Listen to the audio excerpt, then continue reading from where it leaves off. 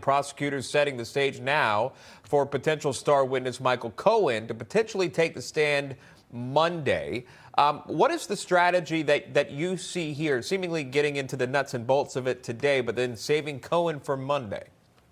Well, it's only getting better for Donald Trump as the trial continues. And when that happens, and I've had many of those cases, that's a real problem for the prosecution and their ability to prove their case beyond a reasonable doubt. What we have here today is more evidence of the fact that a check was sent to Donald Trump, that he signed the check, and that it went out and got paid. I don't know what criminal activity they're trying to suggest occurred in that happening. The whole point that they have to get to, and what Alvin Bragg promised, is that it's not merely Donald Trump paying back Michael Cohen, but that he did it with some sort of fraudulent intent, that there was some sort of scheme behind it. And he promised, Bragg promised, that it would not just be Michael Cohen who would testify to that. Yet here we are almost 3 weeks into the trial, and there's no evidence of that being some sort of criminal fraud scheme that was taking place. Instead, it seems as though the president was paying back Michael Cohen for legal expenses, which happens all the time. It doesn't appear that Donald Trump, and what we heard today in testimony,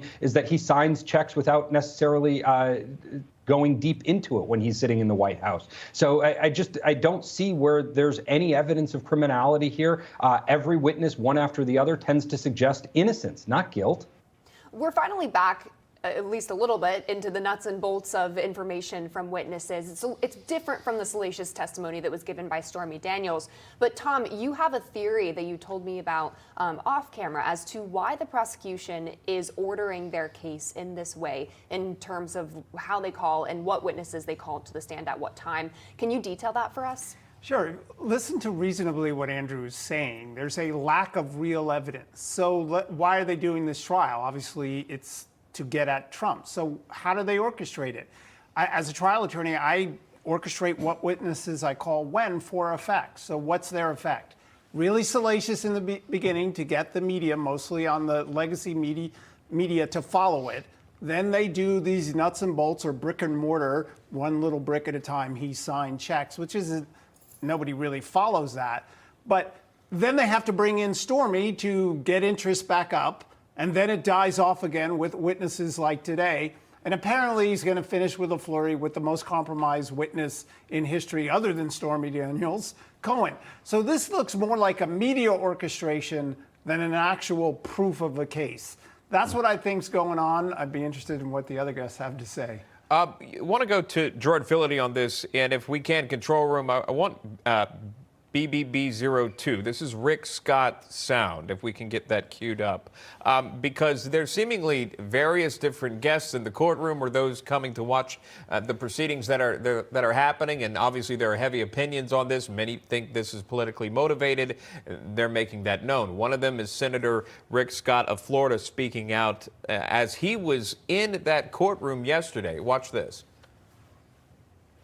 It's a crime in this country to use the court system to go after your political opponents. What's happening in this courtroom is clearly criminal. It's been led by political thugs. We're watching all over the country. We're watching all these cases that are going after somebody simply because he's a political opponent of Joe Biden. And that brings me, Gerard, to the question of the jury, because over and over we have these conversations of, so far, a crime really hasn't been proven beyond a reasonable doubt, at least at this point. But in the mind of a jury, there could very well be very strong bias. Everyone has opinions about this man. Everyone knows this man.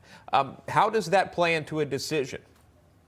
You know, juror bias always plays into a decision, but at the end of the day, these are people who have sworn an oath to listen to the testimony and make an informed judgment based on that testimony. And we do have people in this courtroom who have the intellectual capacity and the work history and the life experience to set aside some things that they hear and to look strictly at the evidence. So bias aside, and New York City is overwhelmingly Democrat, people have an overwhelmingly negative opinion about Donald Trump based on the media perspective that's portrayed in mainstream media in New York. That's a problem. However, the jurors are listening carefully to this testimony. I think they see for themselves that some of the details that are coming out are inconsistent with what the prosecution promised, and that gives them enough of a reason to not find him guilty.